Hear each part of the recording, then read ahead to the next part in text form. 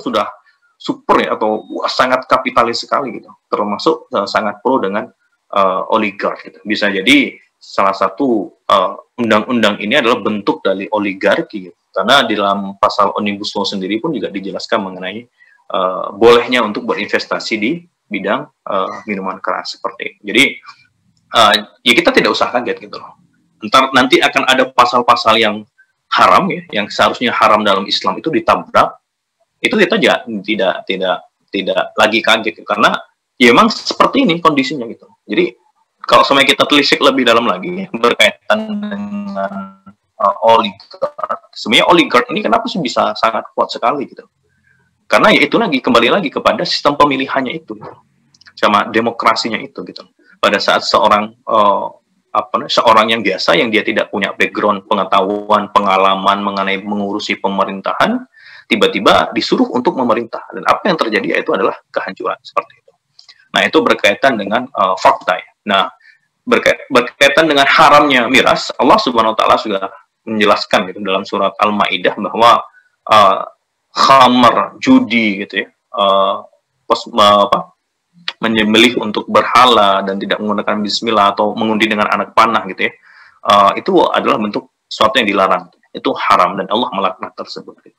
Dalam riwayat hadis riwayat Ahmad, Abu Daud dan Ibnu Majah juga disebutkan bahwa Allah melaknat khamar, peminumnya, penuangnya, penjualnya, pembelinya, pemeratnya, orang yang mengambil hasil atau keuntungan dari perasannya, pengantarnya, dan orang-orang yang meminta diantarkan. Jadi bahayanya khamar itu satu siklus produksi sampai end to end. Bahasanya itu end to end dari hulu gitu, mulai dari produksi yang berniat membuat, siapa yang mau investasi juga di situ, yang membuat, yang meracik, setelah itu yang memeras, setelah itu dapat airnya distribusinya juga dapat itu, entah mamang siapa yang mendistribusikan gitu ya, mungkin bisa pakai ojek online dan lain, ya itu bisa kena itu kalau semuanya dia tahu gitu, bahwa yang di bawah itu minum, setelah itu peminumnya dia juga kena.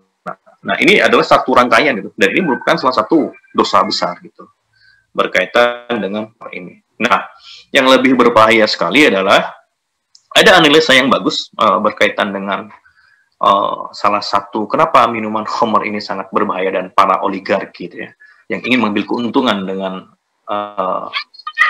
undang minol ini yang diperbolehkan, itu berkaitan dengan analisanya adalah berkaitan dengan perang candu, yaitu bagaimana melemahkan kaum muda gitu ya, dari kalangan umat muslim itu supaya mereka lebih mudah untuk dikuasai seperti itu. Kalau semuanya anak mudanya saja sudah nggak peduli gitu ya dengan bangsanya sendiri, ya mereka cuma nge-fly dan bisa mabuk, ya bagaimana mereka bisa berpikir dengan tenang gitu, karena salah satu zat yang bisa ngerusak minuman alkohol itu zat yang bisa ngerusak konsentrasi kita gitu sebagai seorang manusia, bisa membuat daya fokus kita juga menurun gitu, terus fungsi otak kita juga menurun. Makanya diperlukan rehabilitasi gitu untuk minuman keras tersebut. Dan ini sangat-sangat berbahaya gitu. Bisa beredar di kalangan masyarakat. Meskipun bahasanya hanya sebatas dibatasi ya. Dan ini juga menunjukkan gitu kalau semuanya bahwa Indonesia itu dibilang negara Islam tuh ya terpental gitu. Masa negara Islam melegalkan gitu ya.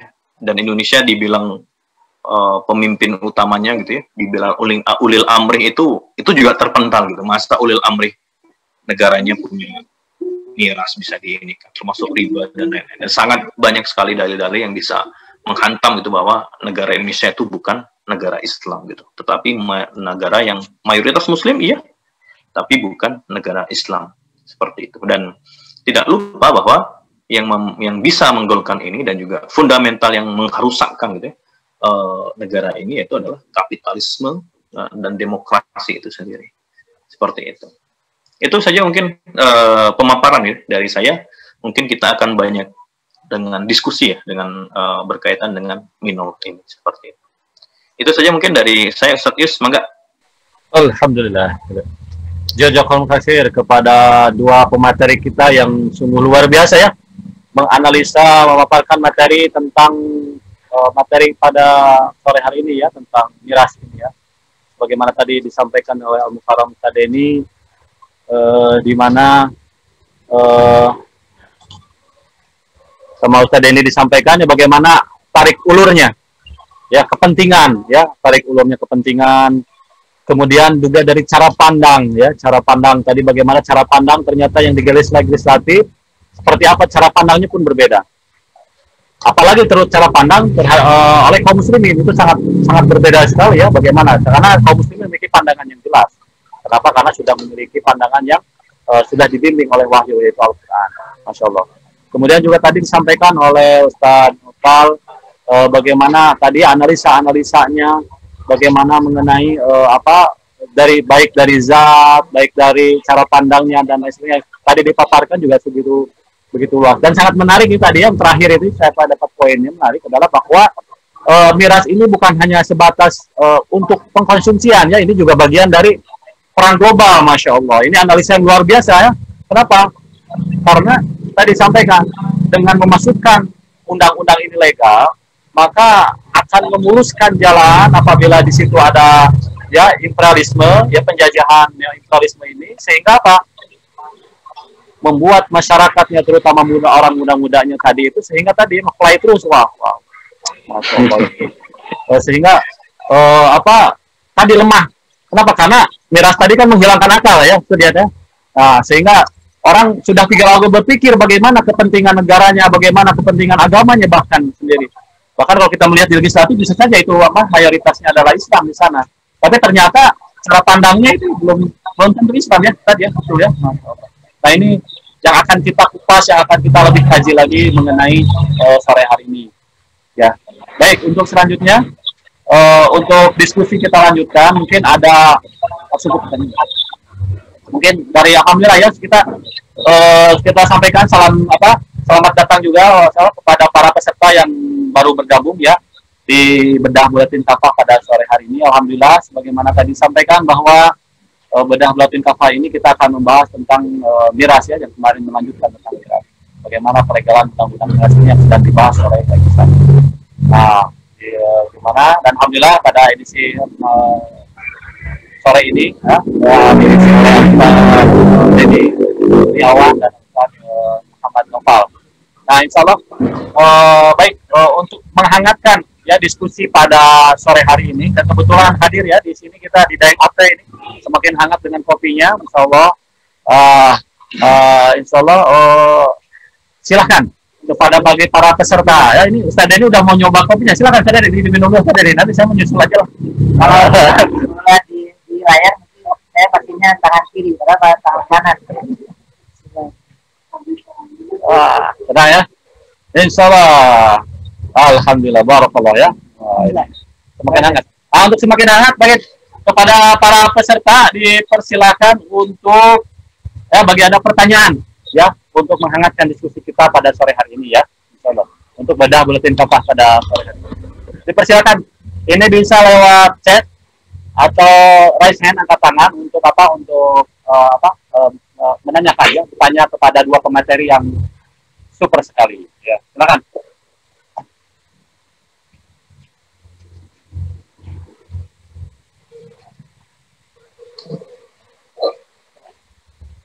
Ya, bagaimana operator, sudah ada pertanyaan kah yang masuk dari chat atau belum? Belum ya? Atau silakan angkat tangan bagi yang ini raise hand-nya, dipersilakan. Di sini ya hadir, alhamdulillah ada beberapa orang sekarang yang terlihat di layar ini, ada sekitar 26 peserta ya, 26 peserta ya. Alhamdulillah. Ini juga ada, saya lihat ada kesetuan kita ya dari Kolot, ada juga dari Balai Endah, ada dari Bojong Soang ya. Alhamdulillah. Baik, silakan yang akan bertanya bisa lewat chat atau raise hand, karena pemateri pada sore ini sungguh luar biasa ya ini.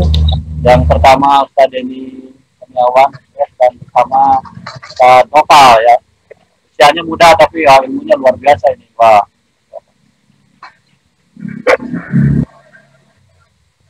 Termasuk tadi ya, analisa juga luar biasa kan? Tadi analisa juga luar biasa. Nah, silakan. Atau Ustaz, dan ada yang mau ditambahkan Ustaz untuk materi yang tadi mau disampaikan lagi? Jadi terkait dengan penilaian ya. Penilaian taruhlah misalnya dua kubu gitu ya. Walaupun sebenarnya juga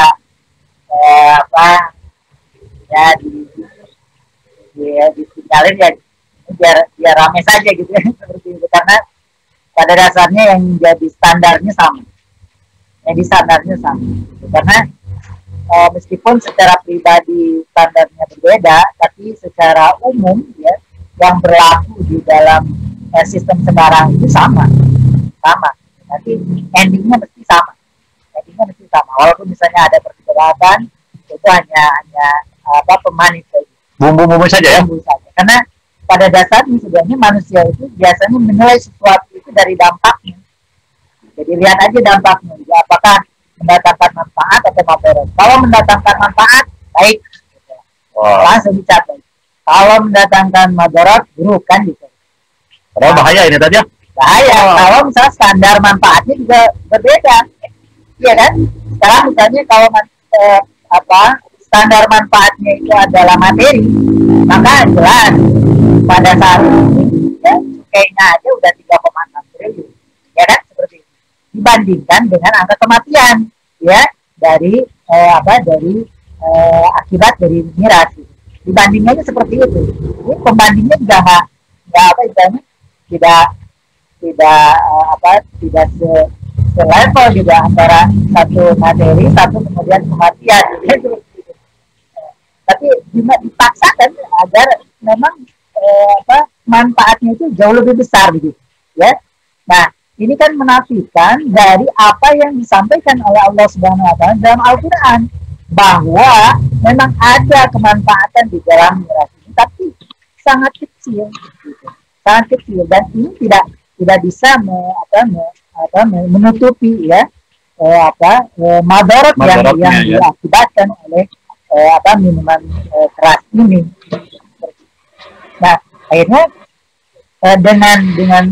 dengan statement seperti itu ya, yang itu merupakan pendapat secara umum kalau manusia itu ya menyampaikan suatu hal berdasarkan hawanya, hawa nafsunya itu mesti akan seperti itu ya, manfaatnya terurang kan juga dan itu kan jelas bagi yang 10 golongan miras itu bermanfaat ya,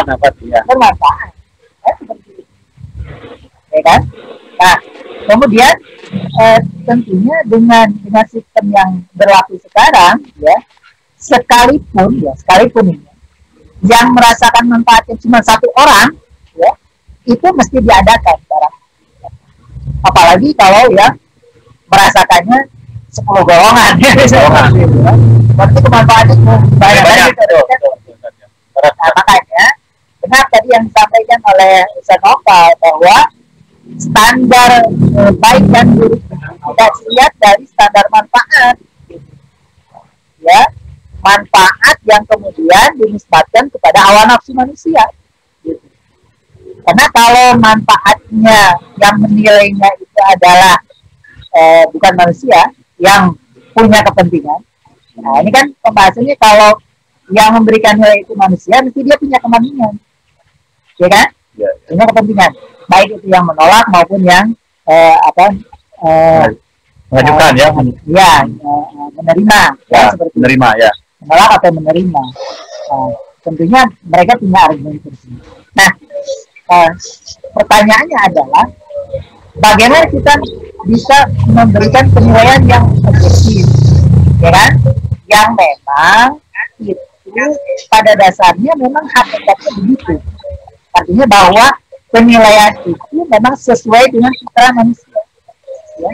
Sesuai dengan memang apa yang direncanakan, apa yang kemudian diharapkan, apa yang kemudian menjadi tujuan dari penciptaan manusia itu. Ya. Nah, tentu ketika ada permasalahan ini, mana yang kemudian memberikan penilaian baik, mana yang kemudian memberikan penilaian buruk, kemudian kita akan menilai mana yang benar di antara keduanya. Dua-duanya sama-sama punya kepentingan. Betul. Maka secara bagi kita mesti ada yang kemudian kita berikan otoritas, ya, otoritas yang memiliki otoritas sesungguhnya yang bisa memberikan penilaian yang tepat, ya, bagi permasalahan ini. Siapa lagi kalau ya, yang tidak ada lain kecuali yang menciptakan manusia, yang maha mengetahui tentang kadar manusia dan kebutuhan manusia dan juga tentang kita, ya, kita manusia yang tidak memiliki kepentingan ya tadi. Ya, karena tidak ada kepentingan. Apa tidak punya kepentingan dengan hal ini. Wah, luar biasa ya. Inilah tadi ya tambahan dari pemaparan yang pembahasan ini. Luar biasa bagaimana cara pandang juga. Inilah mungkin tadi ya, sebagaimana tadi disampaikan dari akibat dari akidah sekularisme yang merasuk kepada sebagian kaum muslimin di sini, sehingga dalam cara pandang mereka itu sebagian yang hanya diambil dari ajas manfaatnya saja ya, bukan berdasarkan sandaran akidahnya. Ini luar biasa ya. Nah, sehingga inilah yang menjadi blunder terus dirasakan selesai karena ada kepentingan ya, begitu ya, ya. Beda dengan yang memiliki otoritas untuk berhukum, ya, menegakkan hukum, yaitu yang menciptakan manusia ya. Jadi dia kepentingan terhadap manusia. Ya Allah Subhanahu wa taala. Alhamdulillah. Baik, Ustaz, ini sudah masuk ya ke tim ya, sudah masuk ke panitia serta ada pertanyaan ya lewat chat. Nah, ini pertanyaan saya langsung bacakan. Ini datang dari izin bertanya Tad. Saya Sugeng dari Kampung Paralon Bojong Soang. Terkait dengan pajak yang didapat dari miras, tentu saja dapat berpengaruh terhadap pendapatan negara. Jika miras benar-benar dilarang diproduksi, bagaimana Islam mensolusikan hal ini? Islam menjadi dasar baik. Pertanyaan dari Sugeng ya. Silakan yang mau bertanya, yang mau menjawab, silakan mau satu atau Sanopal, silakan Sanopal. Silakan Sanopal. Ya, terima kasih ya. Berkaitan dengan pendapatan negara ya, saya coba beberapa nambah ini berkaitan dengan asal usul ya. Kalau semuanya kita ngelihat dari kenapa ninol ini bisa dibahas gitu. Kalau saya lihat sebenarnya karena dari segi negara gitu ya, negara kita kan semakin, apalagi setelah diterpa pandemi ini kan semakin sangat terasa gitu. Betul tadi yang dikatakan Ustadz Denny gitu. Pada saat manusia dia tuh bersekutu untuk berbuat aturan gitu ya, itu tidak terlepas dari kepentingan pribadi. Apalagi di dunia demokrasi sendiri gitu. Di dunia sekarang gitu. Dan bukan hal yang yang tertutupi ya, bahwa penyelenggaraan demokrasi itu bisa sampai miliaran, termasuk apalagi bagi calon gitu ya. Jadi semuanya ada calon-calon itu yang ingin menjadikan kepala daerah ataupun sampai tingkat presiden itu kan bisa sampai harganya sampai triliunan gitu. Jadi dari segi situ saja itu kita bisa ngelihat bahwa masyarakat sekarang itu sudah paham gitu bahwa perlu untuk balik modal. Nah, cuman oleh karena itu wajar gitu pada saat ada pemberlakuan undang-undang atau apapun itu, ya kita sedikit curiga gitu karena sudah tidak ada kepercayaan di masyarakat itu mengenai yang memimpin kita ini, pemerintahan kita ini gitu. Jadi wajar gitu pada saat masyarakat melihat ada hal-hal yang nyeleneh, wah ini untuk kepentingan mereka dan para oligark gitu. Nah, yang jadi itu sebenarnya gini, jikalau kita itu negara yang sudah maju gitu, kita tidak akan pernah ada nih pembahasan minol ini gitu. Karena apa? Karena yang menjadi concern utama dalam undang-undang sini yang selama yang saya baca itu berkaitan dengan cukai saja gitu. Jadi berkaitan dengan pendapatan atau pajak gitu. Berkaitan cuman itu saja, berkutatnya itu hanya sebatas itu saja gitu. Motivasinya itu nggak ada yang lain gitu.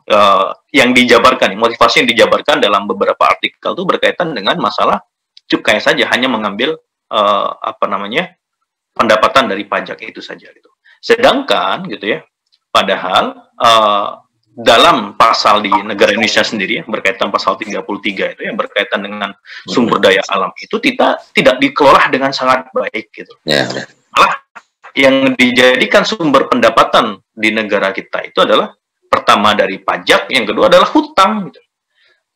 Hutang, pajak, dan hanya seperti itu. Jadi nggak ada pendapatan yang bagaimana caranya kita itu mengelola sumber daya alam kita. Selalu saja, ini yang pengen saya omongkan dari dulu sebenarnya. Kita itu selalu didoktrin gitu dengan acara pada saat kita SD, SMP sampai sekarang gitu. Bahwa negara Indonesia itu adalah masih belum mampu untuk mengelola sumber daya alamnya sendiri gitu. Itu namanya itu pembunuhan karakter loh. Itu yang dilakukan oleh para guru-guru gitu. Saya juga sempat itu dapat pada saat saya pendidikan itu juga sekolah gitu ya.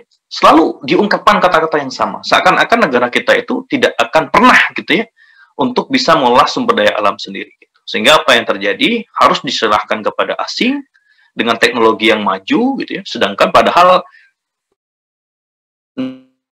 negara kita kualitasnya memang investasi atau R&D-nya sendiri pun itu tidak mencukupi Indonesia gitu. Padahal kualitas negara Indonesia sendiri pun itu mampu gitu. Cuman karena kepentingan tadi yang bercokol dan mereka memegang pemerintahan dan kekuasaan lah yang membuat negara ini itu tidak akan pernah maju. Itu dicatat ya. Jadi para pemimpin atau para pemegang kekuasaan lah yang membuat negara ini tidak akan pernah bisa maju. Dan kita hanya sebatas dikasih informasi atau bualan-bualan normatif yang Indonesia kita harus optimis, itu semuanya tidak ada ukurannya seperti itu. Dalam Islam, dalam hadis kan disebutkan bahwa al-muslimu suraka bisalasi, al-ma'u wa kal'u wal bara. Jadi kaum muslim itu berserikat gitu terhadap 3 hal ya. Energi berkaitan dengan api, padang gembalaan, dan air. Al-ma'u, air, padang gembalaan, dan api gitu. Kita berkaitan dengan energi.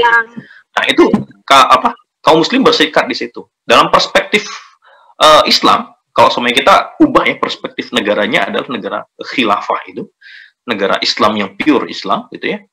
Dia akan pendapatan itu tidak mungkinlah ngambil dari yang haram gitu loh. Seperti itu. Nah, dibedakan antara kebijakan khilafah dengan kita sebagai seorang muslim pada saat ini. Jadi yang kita lakukan oleh kita pada saat ini adalah perjuangannya itu hanya sebatas lewat seperti ini saja. Kita diskusi, kita melakukan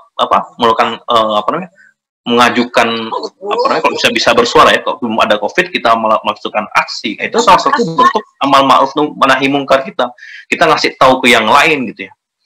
Berkaitan dengan bahayanya rancangan undang-undang ini. Jadi yang mau saya pisah itu ada 2.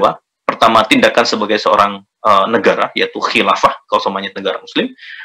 Khilafah itu nggak akan pernah mendiskusikan hal-hal yang haram seperti miras, gitu. Karena pendapatan itu tidak dari pajak dan apalagi hutang, tapi dari sumber daya alam gitu. Bayangkan ya, kita perspektifnya lebih tinggi lagi, khilafah itu bukan cuma Indonesia, bisa jadi kita ada Malaysia, negara-negara yang lain di Arab, kita butuh masalah minyak, ya sudah Saudi Arabia tinggal ngasih ke kita, mereka butuh beras, kita punya beras, mereka nggak usah makan kurma sama roti lagi gitu, kita punya beras yang kita bisa saling tukar gitu. Jadi perspektifnya tuh seperti itu. Negara khilafah itu banyak gitu. Ambil dari hal-hal yang haram seperti minol seperti ini gitu. Karena ya sudah sangat kaya. Nah, kenapa harus ada diskusi berkaitan dengan minol ini? Karena kita bukan negara Islam.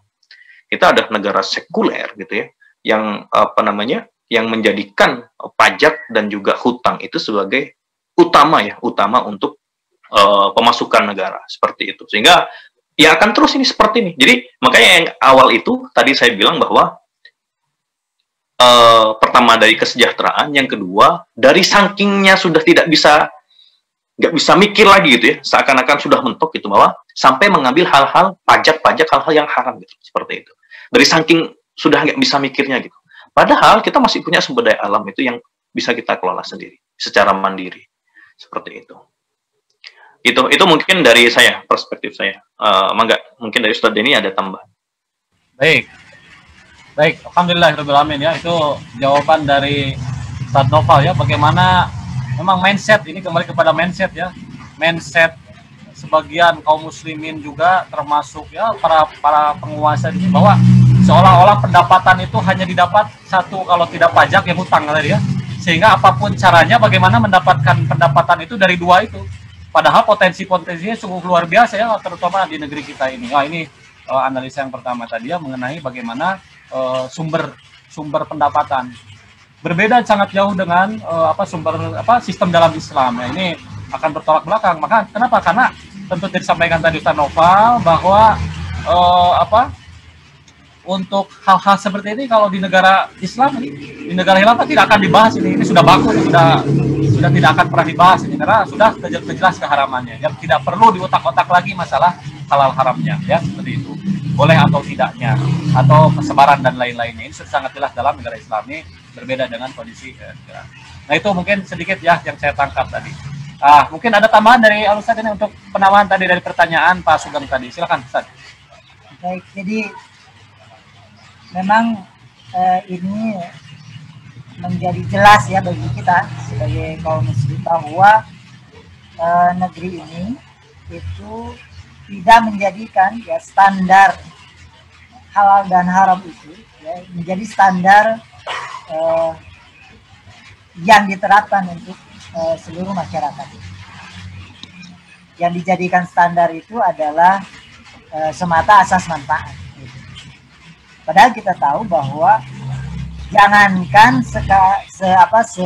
selevel negara ya, kita sudah diajarkan dari sejak kecil bahwa taruhlah misalnya kita yang sudah berkeluarga, bahwa kita mesti membawa ya pendapatan ya, atau kemudian hasil maisha itu yang halal-halal saja kan untuk keluarga. Ya, betul kan? Betul, sekarang ya, kita di keluarga itu begitu ketatnya ya, memasukkan harta ke rumah kita itu yang halal saja,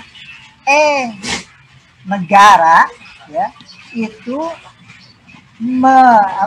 membiayai ya segala halnya itu dari perkara yang haram. Nauzubillah. Ya, itu kan cukai dari miras itu kan jelas hal yang haram, termasuk ke dalam 10 golongan yang kemudian diharamkan. Seperti itu.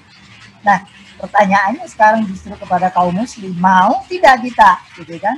Selama ini kita ya diatur ya, dibiayai ya kehidupan kita, masyarakat kita itu dengan perkara yang sudah jelas-jelas haram. Ya, seperti itu. Emangnya tidak ada yang halal lagi? Ya. Pertanyaan kan gitu.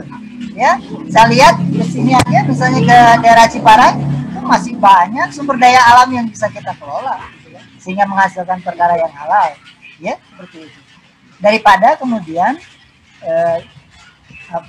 dari cukai, miras, kemudian dari utang yang kemudian penuh riba dan sebagainya gitu ya.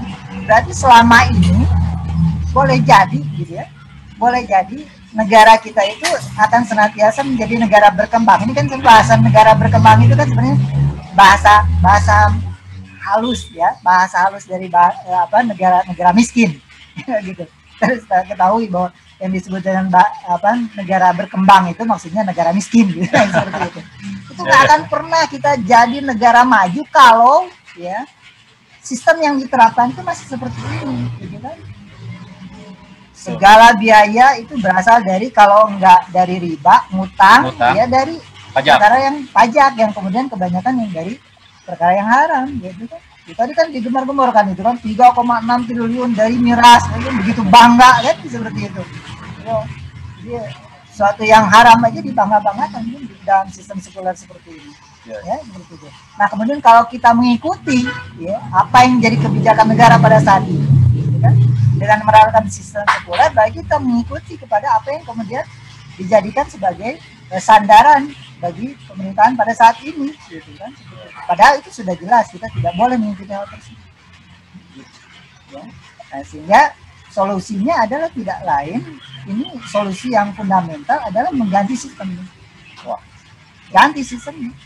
Tidak hanya ganti orang, ganti sistem. Ganti sistem ya. Karena kalau tidak diganti sistem, ini mesti terus akan seperti ini. Berkelanjutan ya, terus tidak akan berhenti ini. Asas terus manfaat ini dijadikan sebagai pojok ya, sebagai pojok untuk kemudian mengalahkan argumen-argumen yang berasal dari agama ya, dalam hal ini agama Islam. Jadi bagi mereka agama itu tidak boleh menjadi pertimbangan utama, apalagi menjadi standarnya ya, di mana penentuan standar itu ya itu harus mengacu kepada suara terbanyak itu dalam sistem demokrasi.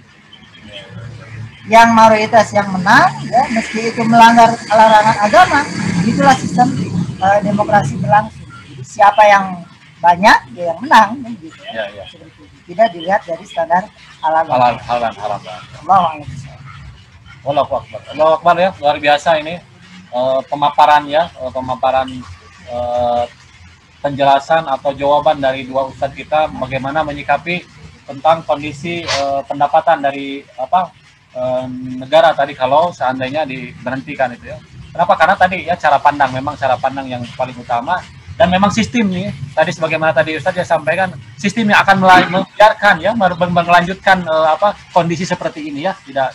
Sehingga satu-satunya solusi diantaranya itu mengganti sistem ya, mengganti sistem bahwa yang bisa menyelesaikan masalah ini dengan sistem Islam ya. Baik, alhamdulillah. Ya, jazakumullah khairan kepada kedua Ustadz kita yang telah menangkan. Mudah-mudahan kepada yang bertanya Pak Sugeng ya, insya Allah sudah bisa terjawab, insya Allah ya, mudah-mudahan. Alhamdulillah Pak Sugeng, mudah-mudahan bisa terjawab pertanyaannya. Baik, untuk selanjutnya ini masih ada ke panitia pertanyaan, beberapa pertanyaan lagi yang langsung masuk ke panitia message.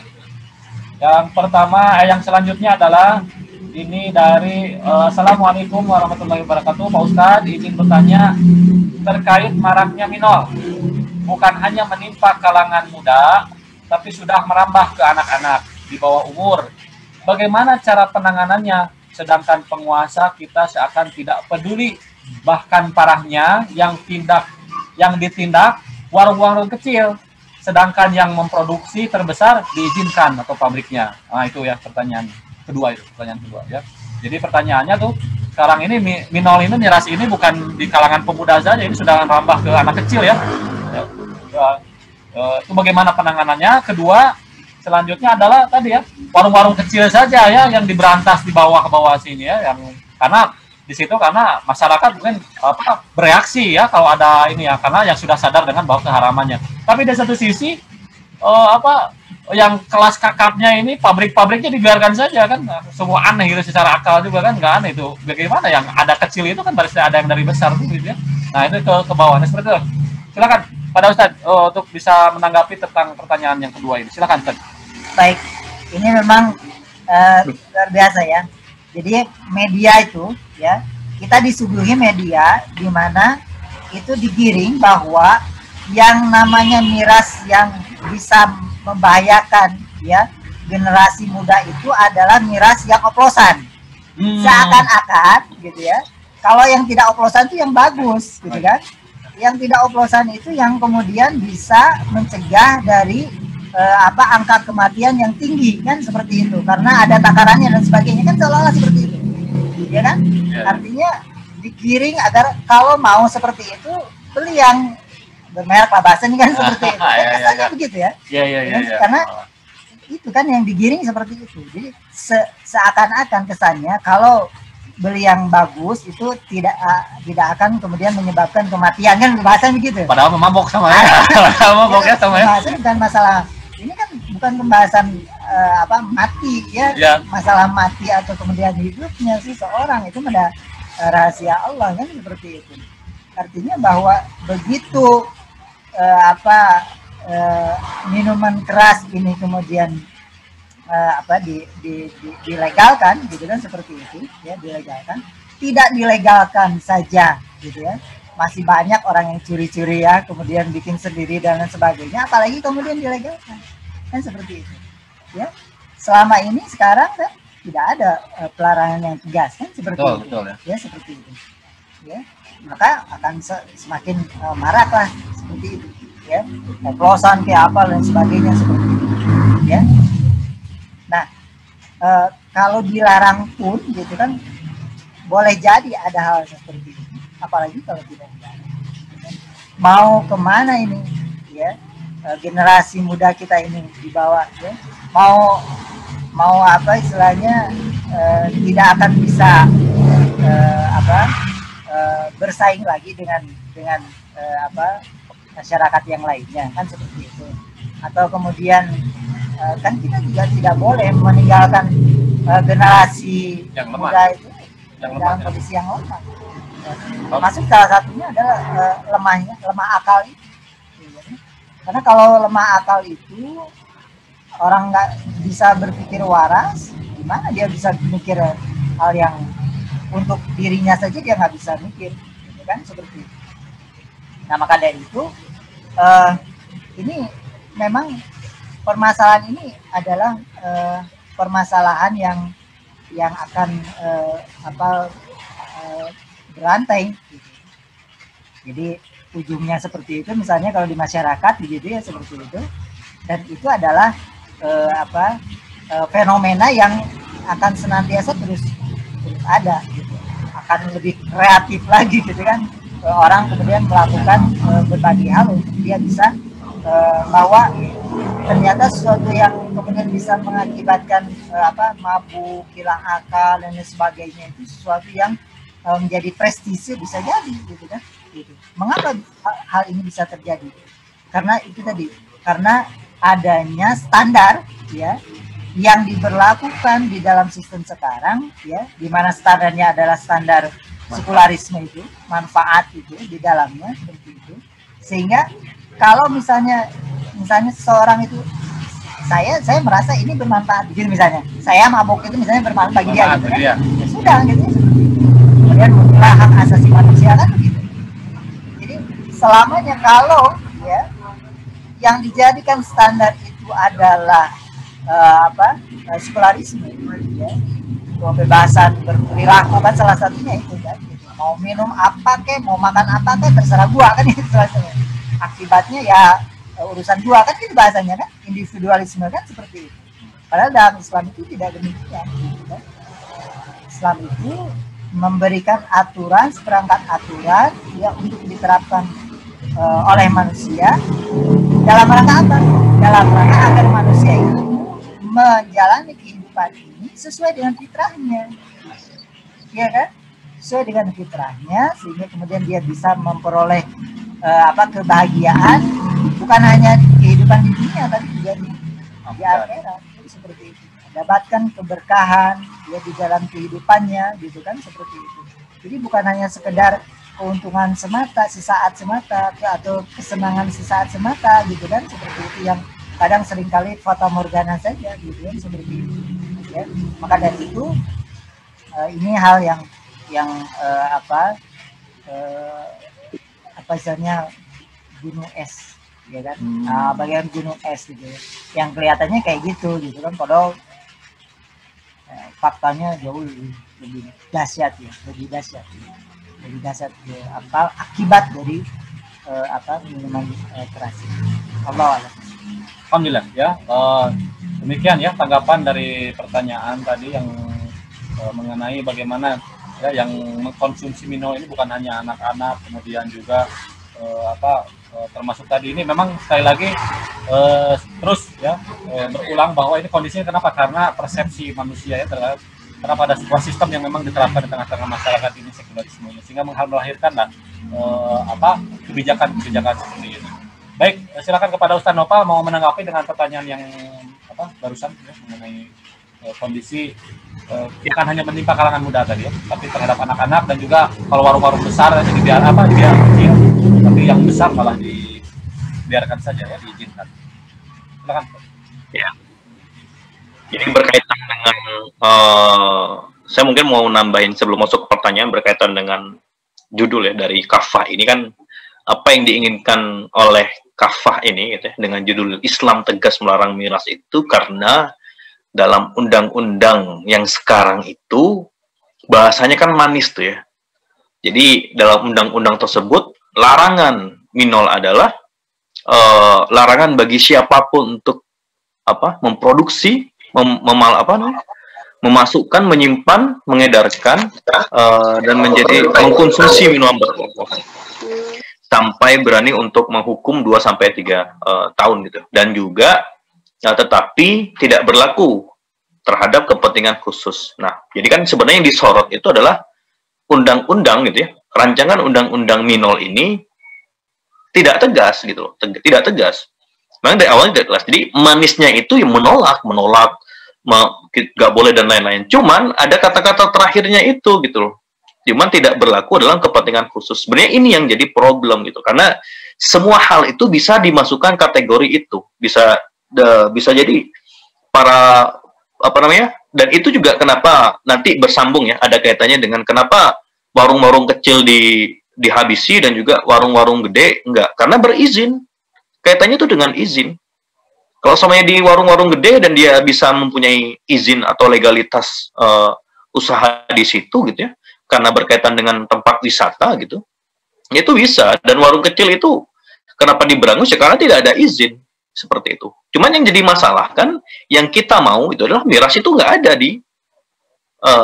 tidak boleh dilarang gitu loh. Baik maupun warung besar ataupun warung kecil seperti itu. Jadi dari segi rancangan undang-undang sendiri ini pun timpang gitu. Ya timpangnya bagi orang yang berduit atau orang-orang yang warung-warung gede gitu ya, pengusaha gede itu bisa tidak ditertibkan karena mereka punya legalitas, punya izin itu sendiri seperti itu.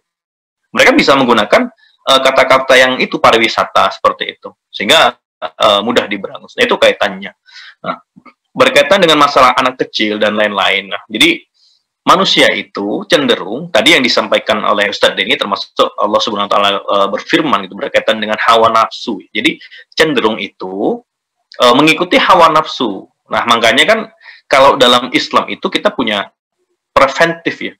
Preventif itu artinya mencegah gitu. Dicegah. Jadi bagaimana supaya masyarakat itu tetap sehat, tetap tidak mabuk gitu. Jangan digoda masyarakatnya. Jangan digoda dengan apa? Dengan minuman keras, dengan hal-hal yang membahayakan kesehatan. Jangan digoda dengan itu, jangan disediakan sekalian gitu loh. Sekarang jadi masalah adalah kita digoda gitu loh. Digoda, diuji gitu ya, diuji, disediakan minuman keras, dan anak kecil itu kebanyakan kan akalnya masih belum sempurna gitu loh, seperti itu, termasuk remaja yang bagaimana dia mempunyai maklumat yang sudah tahu negara kita sekuler gitu ya, maklumat Islamnya saja sudah tidak ada gitu ya, berkaitan dengan halal haram aja nggak tahu gitu ya, miras itu haram gitu ya. Akhirnya ditenggak gitu sama dia tinggal diminum saja, seperti itu kondisinya. Makanya sebenarnya ini adalah tugas besar gitu bagi kita, itu tugas yang sangat berat gitu ya. Yang pertama gitu ya, solusi ya, kalau kita lihat kita nggak bisa melakukan solusi itu secara langsung gitu,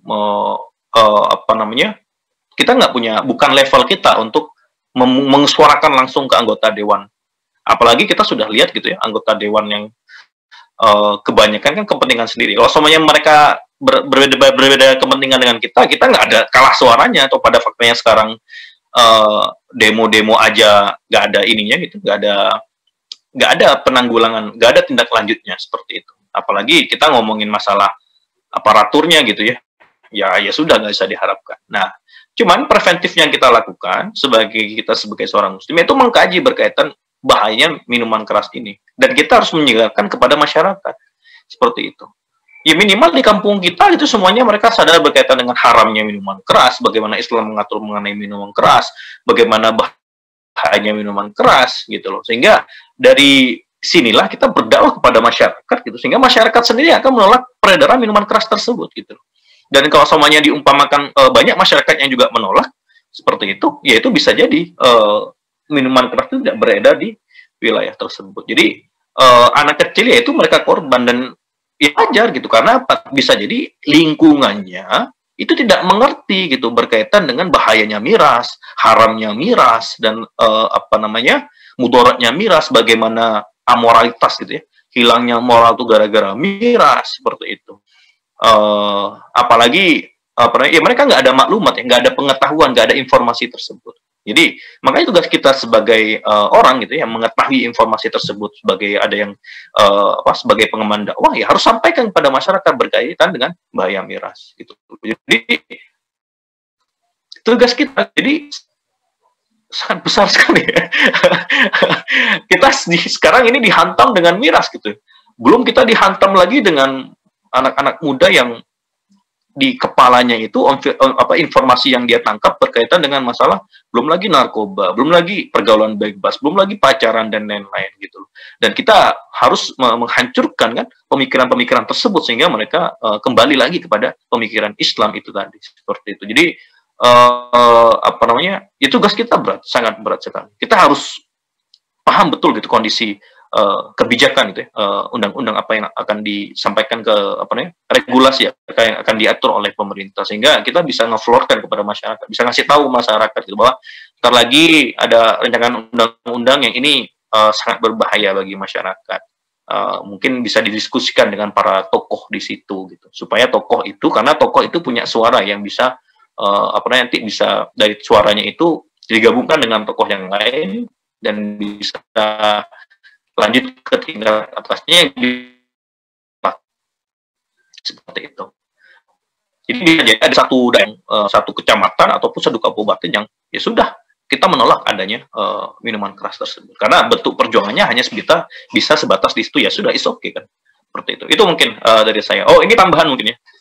Salah satu dari analisa ya bahayanya minuman keras itu salah satunya adalah selain kejahatan yang meninggi, juga berdampak dengan ini ya, kriminalitas yang tinggi berdampak terhadap kapasitas penjara, dan otomatis kapasitas penjara dengan banyaknya tahanan yang ada di penjara itu akan membebani APBN. Semuanya dibilang cukai, miras ini diatur itu masalah cukai gitu ya, akan kembali lagi gitu, akan kembali lagi gitu bahwa uangnya itu pun tidak sepadan dengan beban APBN-nya lagi gitu untuk rehabilitasi ataupun menghidupi para tahanan yang ada di penjara seperti itu.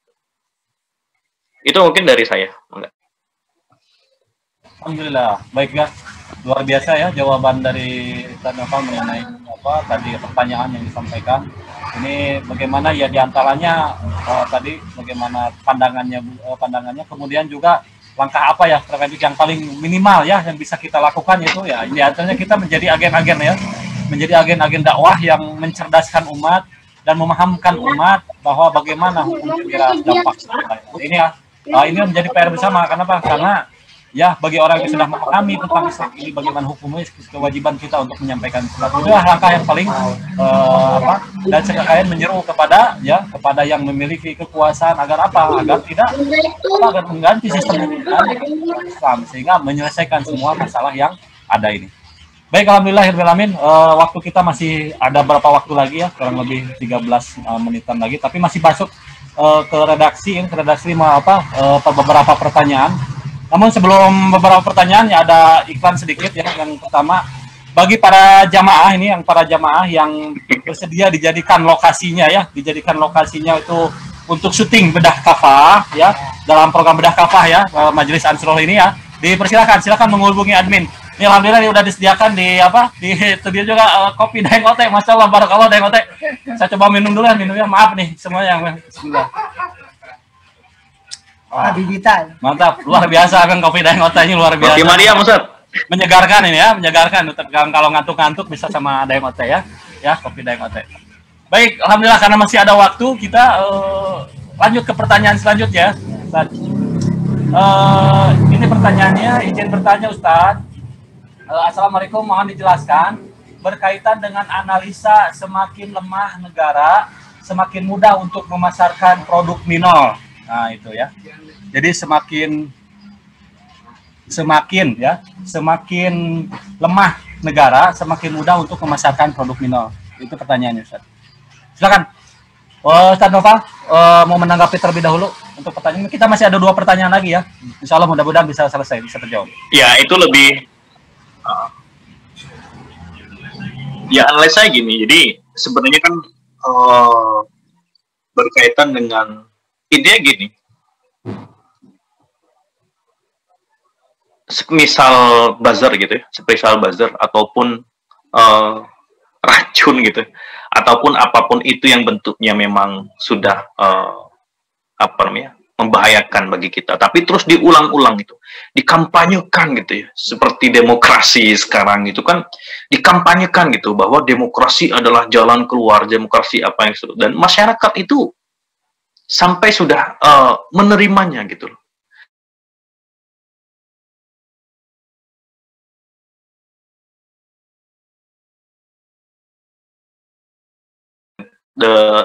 Di istilah teori konspirasi itu berkaitan dengan subliminal message. Jadi pesan-pesan yang terus digembar-gemborkan gitu di tengah-tengah masyarakat itu, ya akhirnya secara tidak langsung mereka akan luluh seperti itu. Nah, misal gini, saya ingat suatu ketika bagaimana Baghdad itu bisa hancur gitu. Jadi ceritanya itu ada seorang 3 muslimah yang dia itu tidak menggunakan jilbab, tidak menggunakan niqab. Dia jalan di tengah-tengah jalan kerumunan masyarakat di situ. Sebulan 2 bulan itu, tapi mereka istiqomah sampai 2 tahun. Dan apa yang terjadi? Yaitu adalah mereka akhirnya terbiasa gitu dengan kondisi tersebut, dengan orang-orang yang tidak berjilbab. Nah, begitu juga dengan ini sebenarnya basic teori ya, bahwa apapun kebiasaan ya, satu hal gitu ya, termasuk masyarakat yang dia terus dikampanyekan berkaitan dengan minuman keras itu sehat, minuman keras itu baik untuk APBN, kan itu yang kita temui gitu, bahwa kita dikungkung dengan informasi berkaitan dengan miras yang semua itu positif gitu, bahwa dengan miras itu untuk intinya untuk kebaikan negara gitu. Seperti itu. Nah, itu jadi ya sudah. Kalau semuanya masyarakat terus dibombardir seperti itu, ngerasa butuh gitu ya. Ya akhirnya berjalan sudah itunya, produksinya seperti itu. Kapasitas permintaan akan miras tersebut akan semakin tinggi. Itu salah satu bentuk teknik marketing.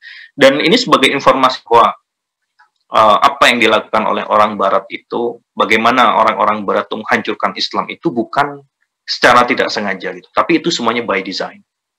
Mereka mempelajari tentang psikologis kaum muslim, mempelajari psikologis manusia, mereka juga mempelajari tentang emosional manusia gitu, mempelajari tentang apapun itu tentang manusia gitu, sehingga mereka bisa menempatkan kesimpulan berkaitan dengan bagaimana mengontrol emosi manusia seperti itu. Dan itu yang terjadi gitu.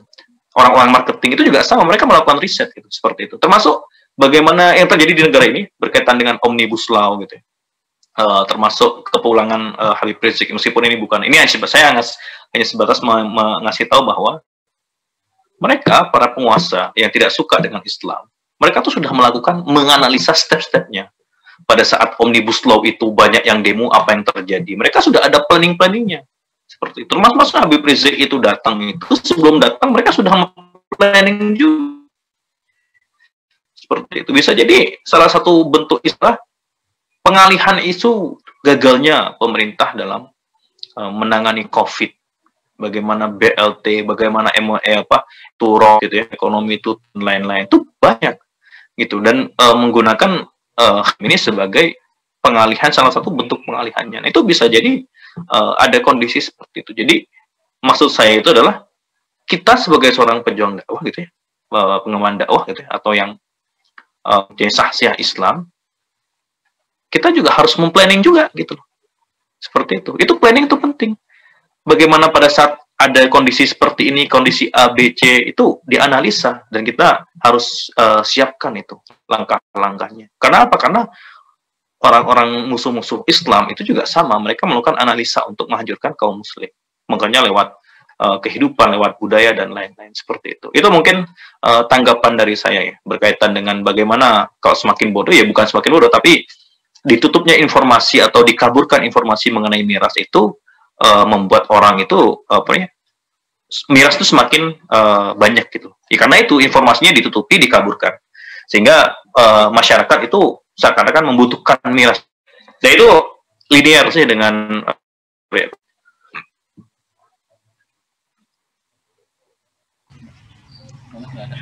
ya, enggak, sudah dari saya. Alhamdulillah ya, itulah tanggapan dari Ustaz Noval ya mengenai kondisi memang jadi pemasaran produk ya negara yang main ya. Ini luar biasa juga ya analisanya, sebagaimana tadi disampaikan oleh Ustaz Noval, bagaimana kondisi memang ya beginilah kondisi kita saat ini ya, memang menjadi objek ya untuk memasarkan produk ya, termasuk miras ini ya kenapa. Baik, selanjutnya ya, karena sebentar lagi kita akan memasuki waktu ini. Masih ada 2 pertanyaan sebenarnya, tapi pertanyaan ini insya Allah mewakili dua-duanya ya. Di antaranya yang pertama itu, dan nanti bisa sekaligus dijawab. Yang pertama itu apa hukum miras sama dengan hukum narkotika? Kemudian, apakah dalam Islam ada sanksi yang bisa diberlakukan bagi produsen, distributor, konsumen miras atau narkotika? Itu jadi terkait hukumnya antara miras dan narkotika. Kemudian sanksi ya bagi pembelakuan di negara Islam misalkan bagi produsen, distributor, konsumen miras dan narkotika. Baik, silakan yang mau menanggapi, dari siapa? Ya. Silakan. Jadi untuk definisi terkait dengan khamar ini adalah minuman ya, minuman. Jadi narkotika dan sebagainya itu tidak termasuk ke dalam hal ini. Nanti ada pembahasan yang lain terkait dengan itu. Jadi kalau bicara tentang khamar ya berarti bicara tentang alkohol itu ya, minuman dan alkohol itu bicara tentang khamar itu ya, seperti itu. Nah kemudian terkait dengan apa yang menjadi sanksi ya, sanksinya itu kalau untuk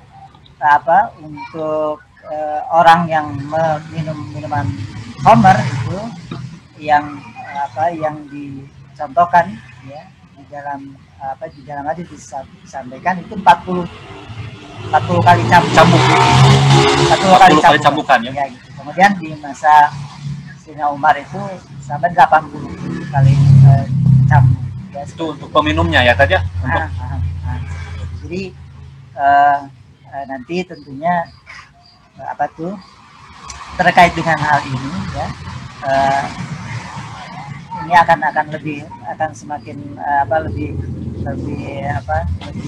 gamblang ya, manakala memang sistem Islamnya itu diterapkan seperti itu. Jadi kalau untuk sekarang nggak kebayang seperti apa gitu kan, nanti korelasinya dengan semakin mengecilnya orang-orang yang terlibat dengan miras dan sebagainya seperti itu. Kemudian bahwa hukuman itu memang sepadan ya dengan kejahatan yang dilakukan ya, seperti itu. Nah ini memang nanti akan terbukti ya efektivitas keluasan ya hukum Islam itu ya bisa memberikan jaminan terhadap kehidupan manusia ini. Seperti itu.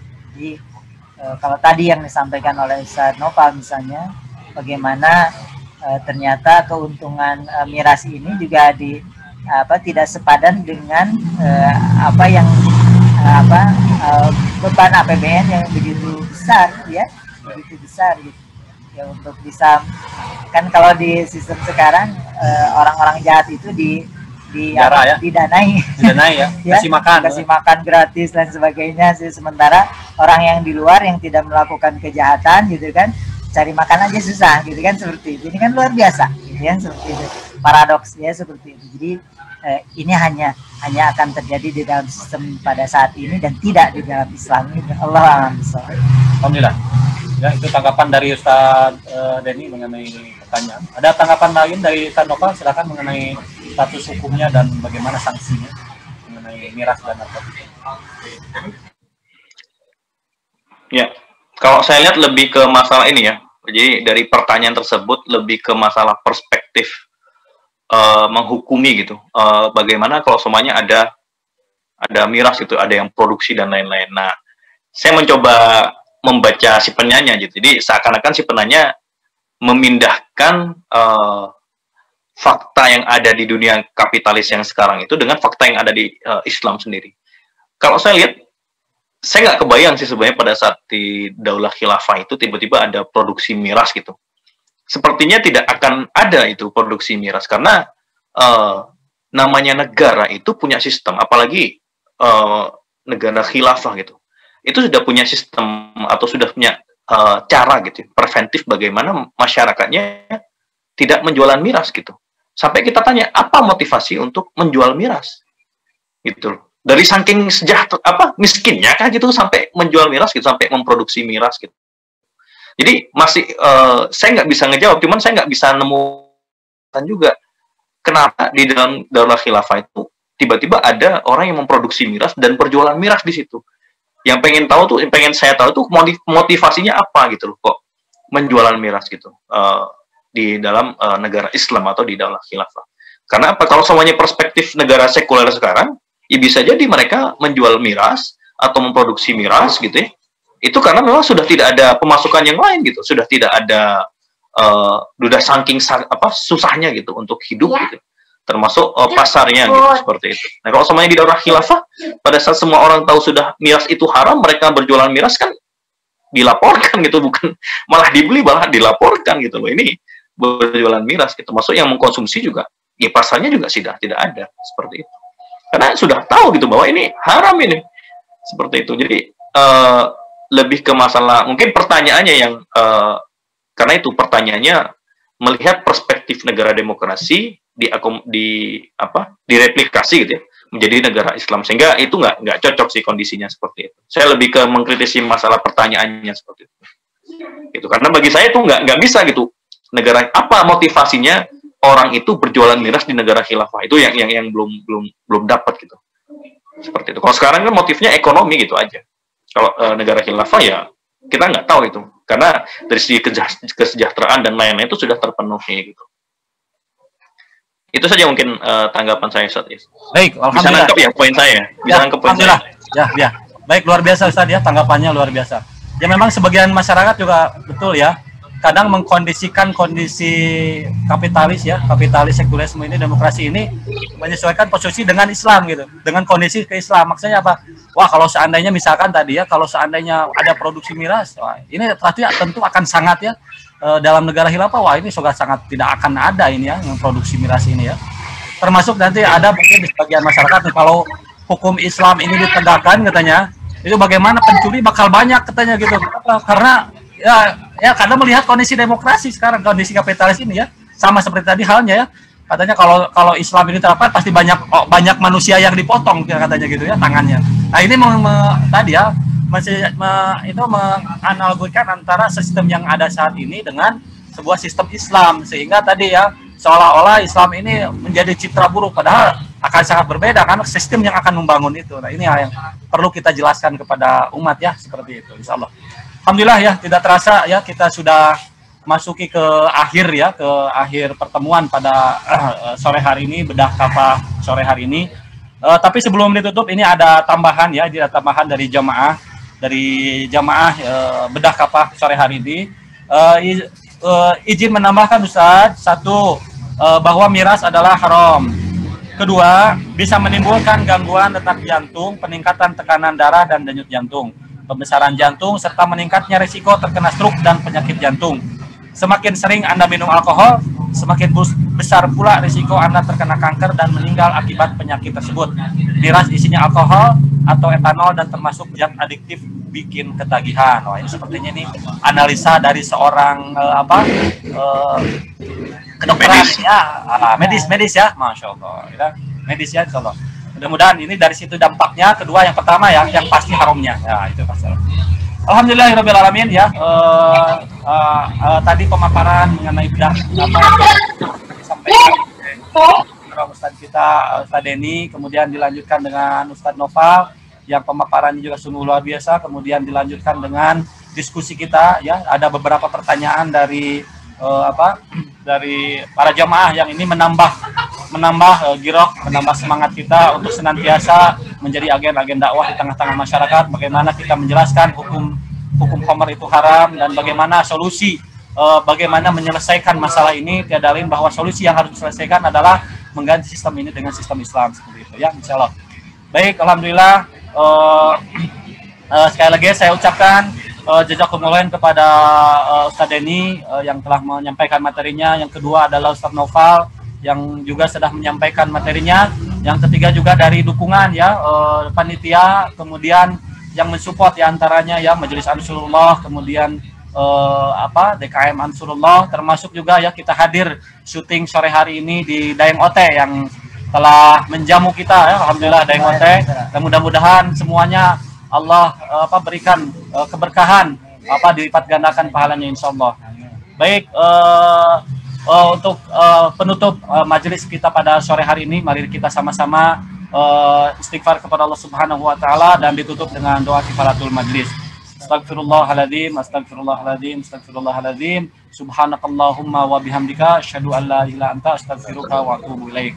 Saya mewakili ya bedah media kafah, mohon maaf yang sebesar-besarnya apabila dalam pelaksanaan media kafah memiliki kekurangan, kealfaan, mudah-mudahan maafkan. Dan selanjutnya kritik dan saran silahkan dilayangkan kepada panitia. Mudah-mudahan ini menjadi motivasi kita untuk senantiasa lebih baik dan lebih baik lagi.